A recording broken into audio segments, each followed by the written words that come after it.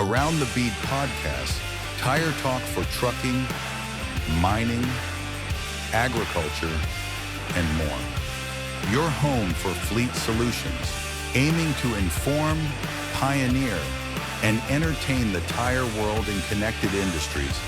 Sponsored by East Bay Tire, keeping essential industries moving forward.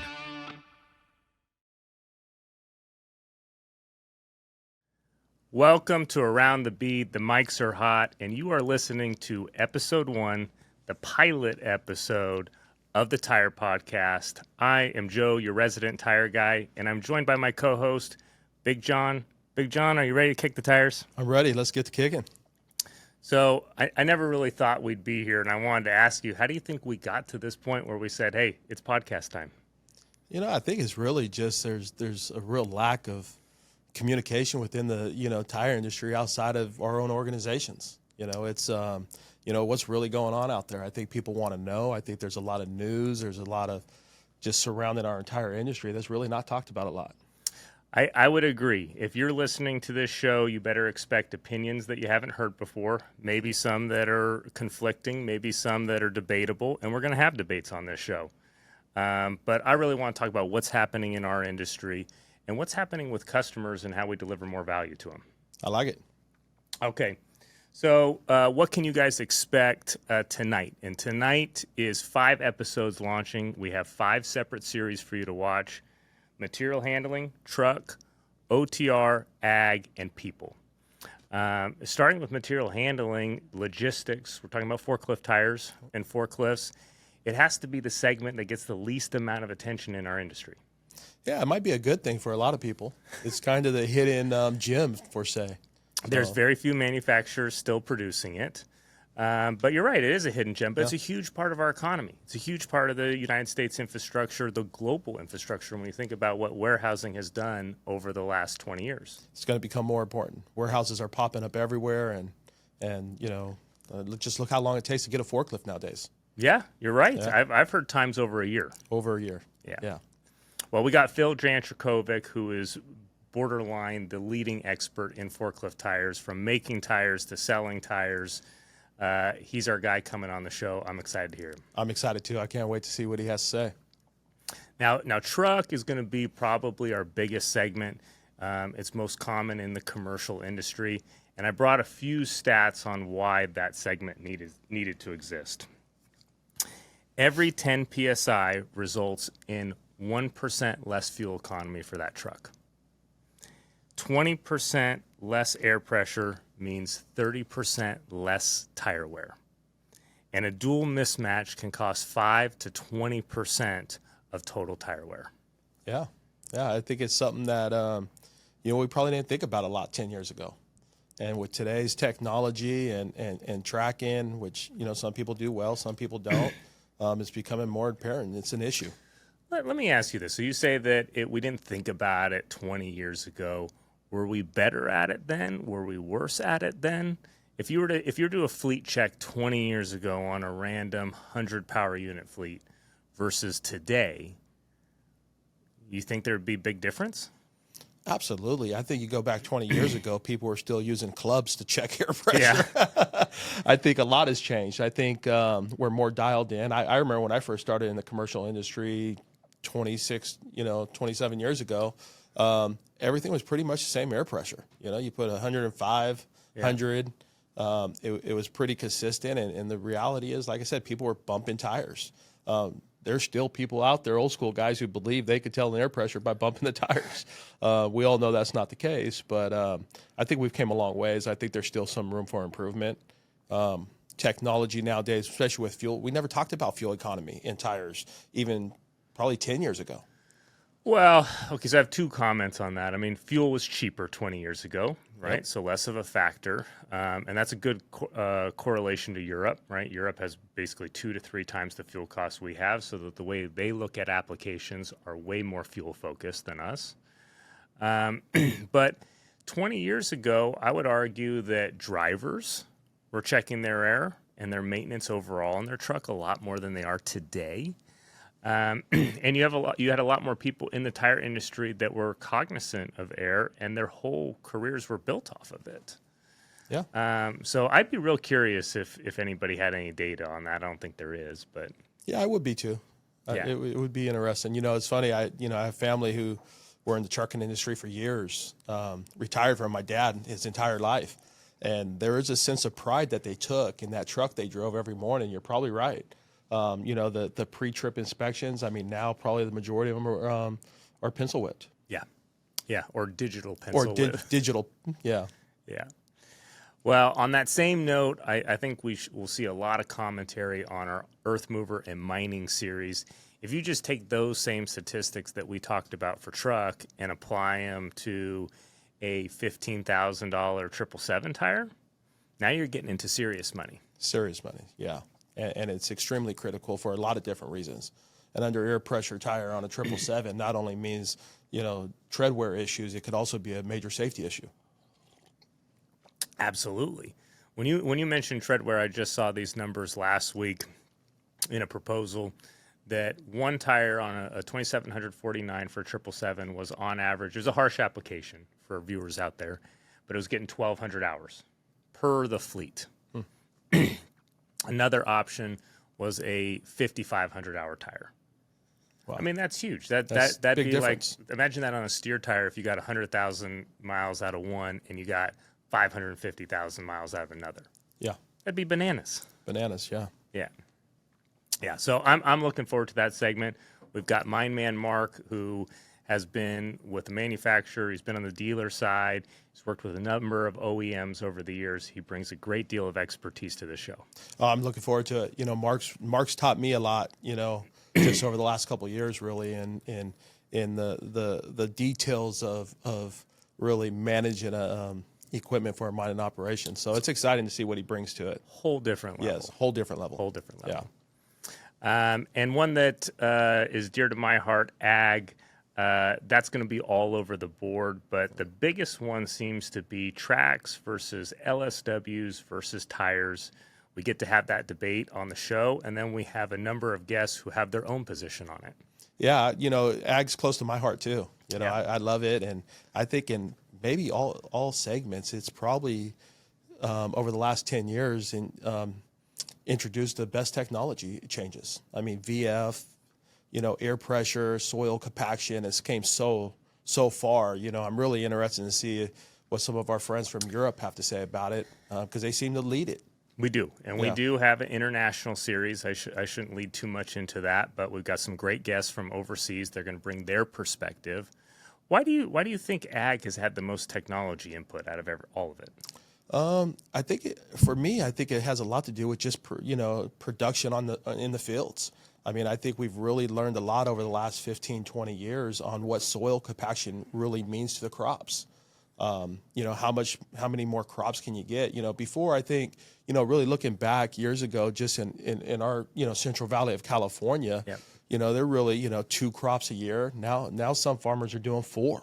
Right. And I think a lot of that has to do with technology, soil compaction, not only with tires, but also fertilizer, groundwork. There's so much technology that has been able to increase that production of whatever crop they're growing and really being universal on it too. That goes a long ways too. I mean, we look at, they might have broccoli one crop and then switch to Brussels sprouts the next. Yeah. It's pretty interesting how that works. And a lot of that has to do with equipment too. Yeah. You know? I'd bring up the note that I think utilization is a key part of that. When you see how much rental and leasing has exploded, some of those machines are operating 100% of the time. But then on the other side of things, you're seeing heavy equipment and expensive equipment sitting for more than half the year. Yeah. And then when it gets started up, rarely is it getting air checked. And so you need technology, you need more solutions to make sure that tire lasts 3, 4, 5, 6, 7, 8. Sometimes even these warranties are 10 years. I think that's a lot of marketing. But still, that utilization has a huge variation. Yeah, absolutely. I mean, you look at some of the larger horsepower stuff in the Midwest. I mean, them guys have automatic inflators that could take their tires from 8 pounds to 25, depending if they're in the field or they're roading the equipment. Yeah. I mean, they never had that.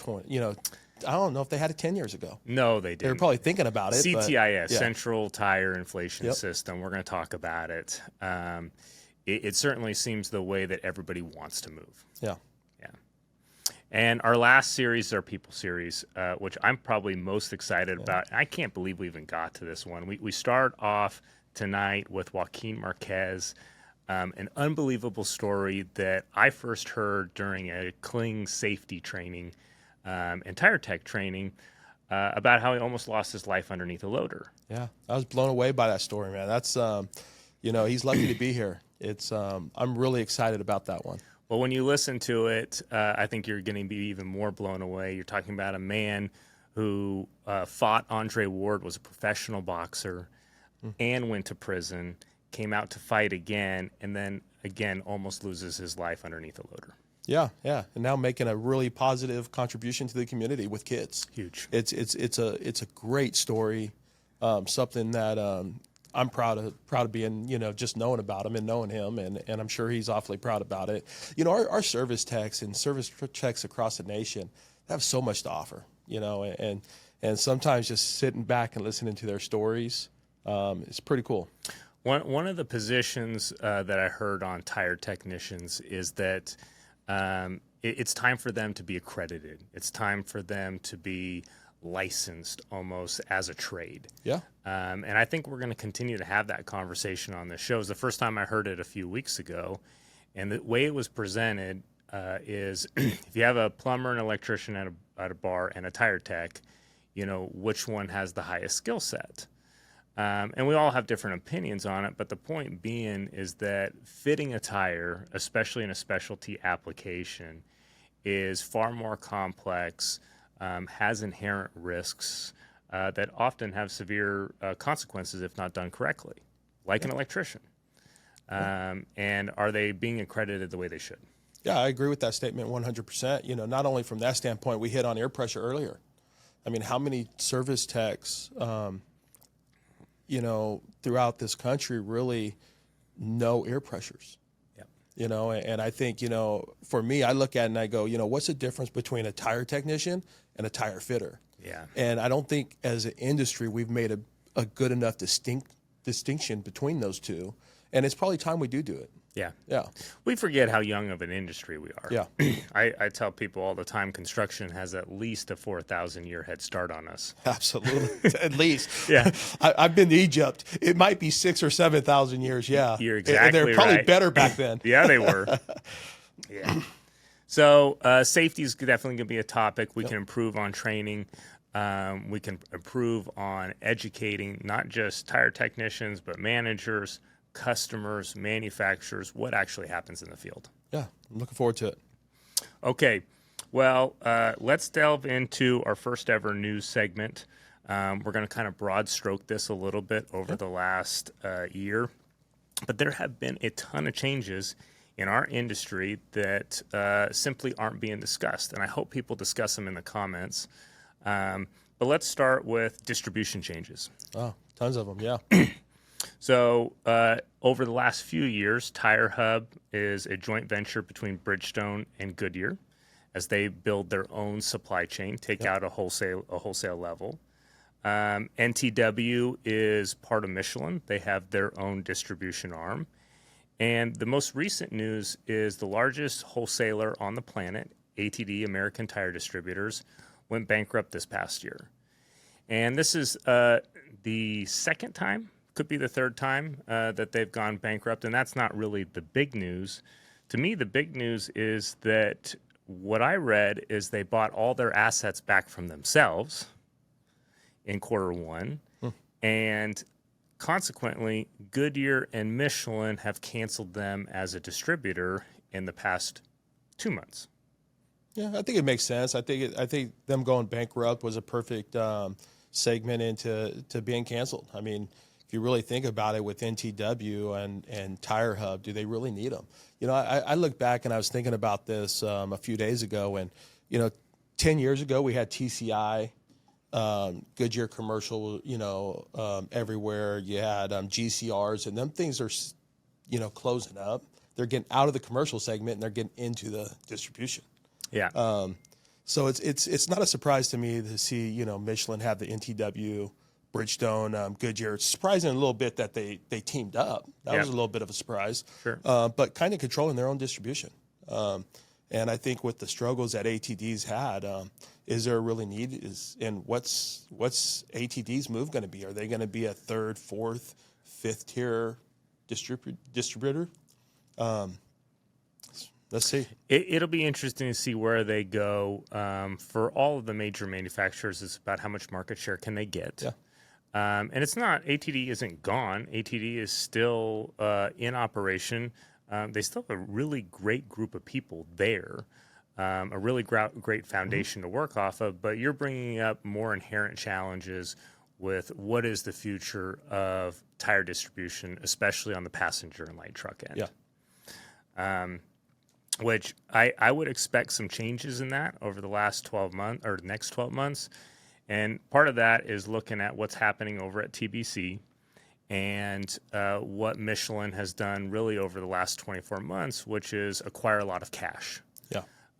And for what that is, I don't know, but selling off of Metis, I think to Monroe, and then liquidating Camso, at least a portion of that acquisition that they made years ago, they're stockpiling it for something. Yeah, it's got to be something. Yeah, and it could be for entering back into a TCI. It could be expansion of TBC. It could be expansion of a distribution element to fill that gap from ATD. There's a lot of different areas. What would be most surprising to you? Getting back into the commercial segment, or? No, that wouldn't be most surprising, because that would make a lot of sense for them. Yeah. They're starting to consolidate, some of their network, but I could see them trying to take a move into tech.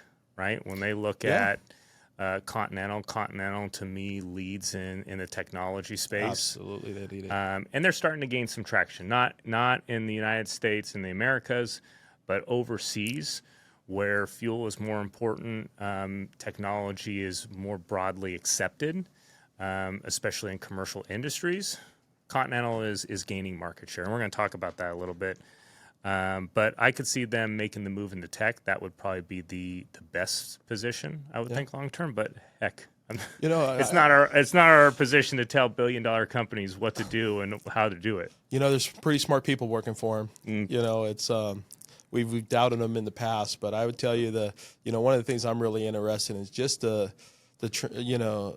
transgression from where manufacturers and how they handled the commercial business 15 years ago versus today. So I wasn't going to get into the segment, but we might as well. It's an easy transition. And we're going to pop a chart up on the screen so that you guys can visualize it. But here are the figures from 2019 to 2025 on truck market share trends. So when we talk about Tier 1 market share, we're talking about major manufacturers, Goodyear, Continental, Bridgestone, Michelin.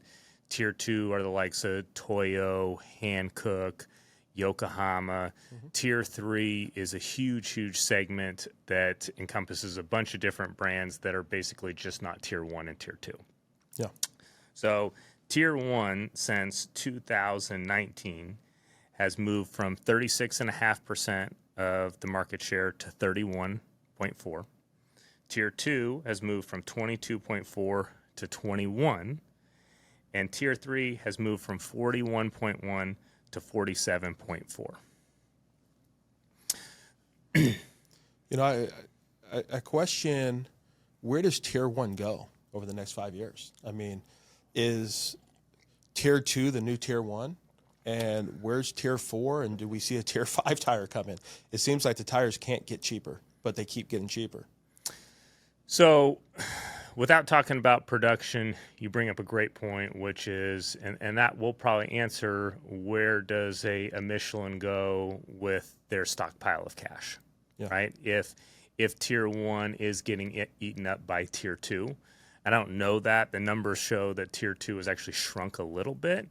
But I don't think a Michelin, Bridgestone, Continental buyer is buying a Tier 3 product. They're trying out a Tier 2 product. Yeah. And so I would agree with that statement. What I would say is that trucking as a whole, truck industry as a whole, in Tier 1 is being held up by retreads. So there's roughly 28 million replacement truck tires sold in the United States, and roughly 1 million retread units per month. So 12 million, give or take, in total. Yeah. And these are reported numbers via USTMA and various other sources. But I think you can go both ways on it. You can say, okay, almost every single Tier 1 truck unit is supported by a retread requirement. So those that are retreading are using Tier 1 by the basis of that system. Yeah. But you could also say, well, hey, they're getting 12 million replacement retread units on top of their 30%, 31% replacement market share. So you add that in, and all of a sudden, now you get into 40, 50% market share. Yeah. So it's really held up by retreading on that end, which we're going to talk about on the show. Yeah. I think the easiest way to debate it, I was thinking about this morning, is what will retreading look like 10 years from now? We bring a bunch of people on the show, have them share that perspective, because that'll be telling. Yeah, I think so. I think there's, it might not be 10 years from now. It might be 5 years from now. I hear a lot of people having pretty good success on going with a Tier 3 tire, replacing that wheel position from a retread. And my opinion is I'd be interested if there wasn't, casing values on the premium casings. Where would it be today? Yeah, the casing value is, the best way I could describe it is like an unknown crypto. Yeah. It's worth what somebody else says it's worth. It's worth nothing to somebody who doesn't want it. Yeah. But going on market share trends, on this show, I'd like us to delve into OTR as the same, right? And this kind of segues into discussions about Goodyear. Goodyear divested of their OTR unit last year to Yokohama. Yeah. I think it closed early 2025. Yep. And Goodyear, Bridgestone, and Michelin really had a focus on ultra class fleets. So your 100-ton plus haul trucks, 992s and larger when it comes to loaders. Goodyear divests of that, and you're seeing a lot of Tier 2, Maxim, BKT, Continental enter that smaller, what they would call infrastructure space. Yeah. So it'd be very interesting to me to watch over the next year. Does that trend continue? And what does Yokohama do with all of their earth mover production now that they can go top to bottom? Yeah, I agree. I mean, I think, in the infrastructure segment of the OTR, I think you've seen huge strides over the last 5 years with BKT, Maxim, and there's a few other outlined brands out there that have done really well on taking wheel positions. The Yokohama thing is interesting to me. I mean, over the last 6-7 years, we've seen Alliance get bought, Trelleborg, now Goodyear OTR. What's their long-term goal? I'd have to think that the play on the Goodyear was on the larger stuff, larger radial stuff, where Yokohama's kind of been a little weak, is just to buy the business. Yeah. They just even last week completed a purchase, I think it was in Romania, of Euro Tire's old factory. It's another thing we'd love to tackle on this show. Who owns what production? Yeah. Because it seems like Yokohama has this massive, massive inventory of production. What do they do with it? Do they start consolidating some of the brands? Maybe. Yeah. Yeah. So touching on Goodyear, I think anybody who's been in the industry has a affection for the brand, especially in the United States. Absolutely. I mean, it was once the most valuable brand in the United States when it came to tires, one of the top brands really globally, up there with Coca-Cola at one point. They've got a new CEO, and they're making huge changes. I mean, it's not just the getting out of the specialty business. So they've been out of ag. Now they're out of earth mover altogether. But they're changing their whole distribution model. Yeah. They're still maintaining the commercial tire stores, but they're getting a lot of pressure from their private equity minority owner to get rid of those. And they're changing all of their models with their dealers. So now everybody has access to Cooper. They also own a Roadmaster brand, if I remember correctly. Yes. I think we're going to see the biggest transformation, good, better, and different, from Goodyear over the next 2 years. Yeah, I hope so. I mean, I still have a little soft spot for them. It's like you said, it's from at least standpoint from America's. I mean, it's a brand that you want to see do well. It seems like it wasn't that long ago where they were really leading the pack. I mean, they had some of the best ag tires out there, OTR, truck. Some of my favorite tires selling in the past were 159 and then 167. It's old classic. It worked great. And just to kind of see the last 15 years is, I don't want to say disappointing, but it's kind of like, hey, what direction are they really trying to go in? And that's a perspective that I think a lot of people have, and I don't think we give enough credit to what globalization has done to tire manufacturing, and what America's compliance requirements and cost of operations have also done. You look at building a truck tire, and you go to enough plants, they do look very similar. There certainly are ones that are better than others, but a lot of that tech to me comes down to compounding. It comes down to other than tire production. Yeah. And I don't place all the blame on Goodyear operational decisions, manufacturing decisions, but producing truck tires out of the country became a lot less expensive than it did domestically. There's just a lot of reasons outside of their control on where they're at. Yeah. So it'll be interesting to see them where they sit in 10 years from now, even 2 years from now. Yeah, hopefully they pull it together. I'd love to see a comeback of Goodyear. That'd be pretty cool. Yeah, it would. Yeah. Yeah, it would. Last on the list is talking about current market, especially from a fleet basis. Yeah. I read on Freight Caviar, which is a hilarious meme website. It's got some data points, so I'll give you one. They're claiming that 88,000 trucking companies have gone bankrupt or foreclosed over the last 18 months. And when you think about 2 million Class 8 trucks on the road every year, that sounds like a reasonable number at this point, especially given where the market's gone.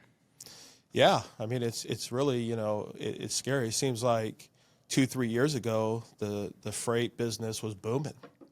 Then you see people parking trucks, in our own backyard. I mean, you just look at the ag haulers. I mean, half of their trucks are parked. Yeah. I mean, they're chasing rates that they can't make money on. Sure.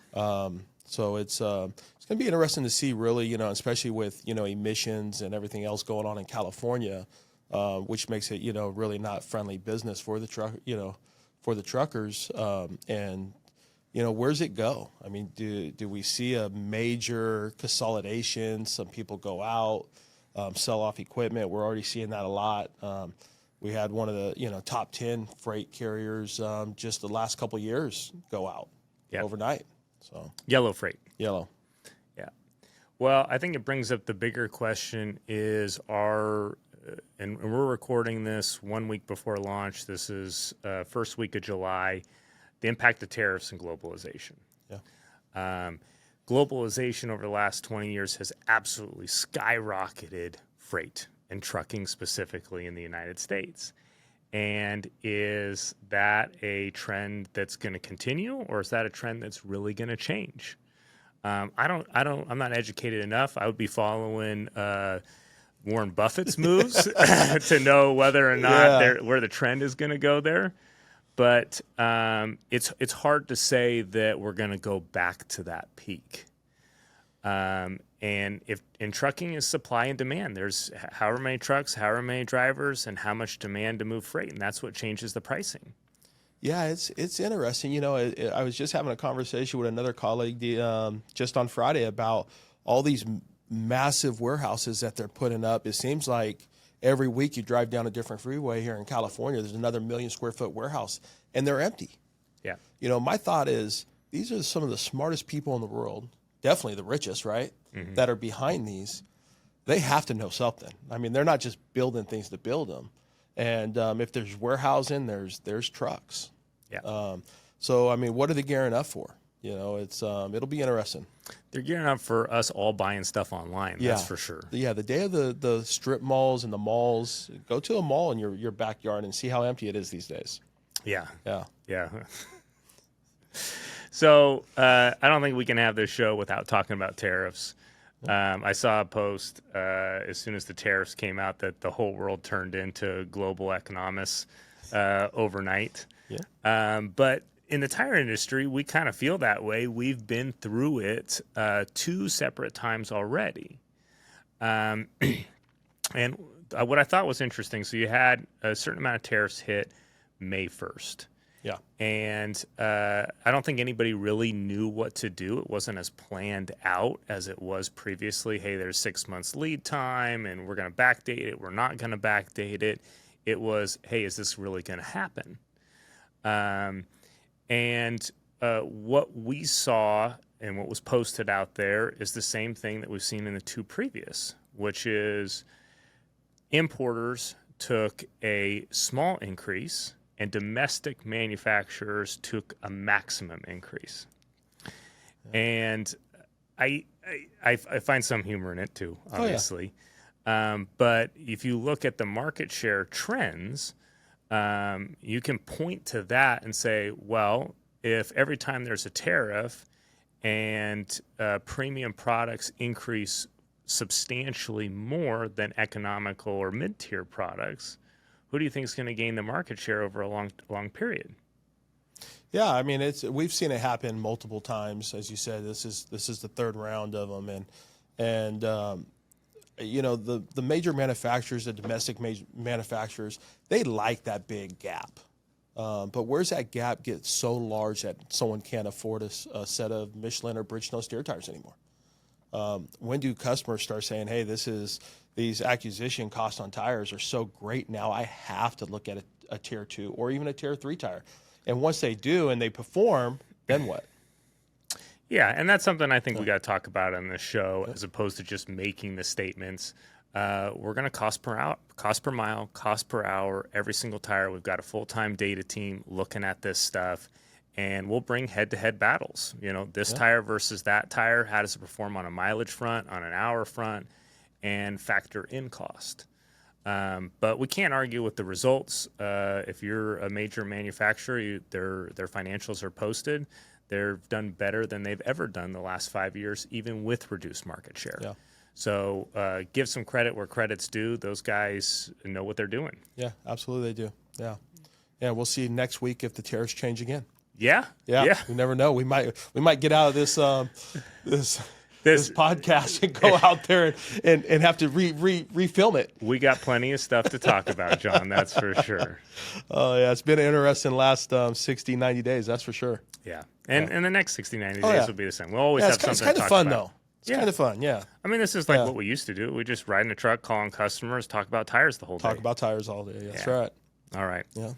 Well, I want to leave it at that with our viewers. You got 5 episodes coming to you tonight. You want to see something, you want to see a factory tour, you want us to talk about something, bring a debate on the podcast, tell us in the comments. John, you ready to air this one up? Let's air it up. Looking forward to it. Until next time, enjoy tonight. Thanks.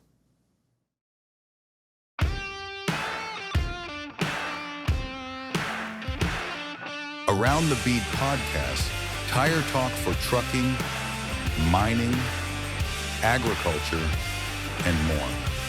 Your home for fleet solutions, aiming to inform, pioneer, and entertain the tire world in connected industries. Sponsored by East Bay Tire, keeping essential industries moving forward.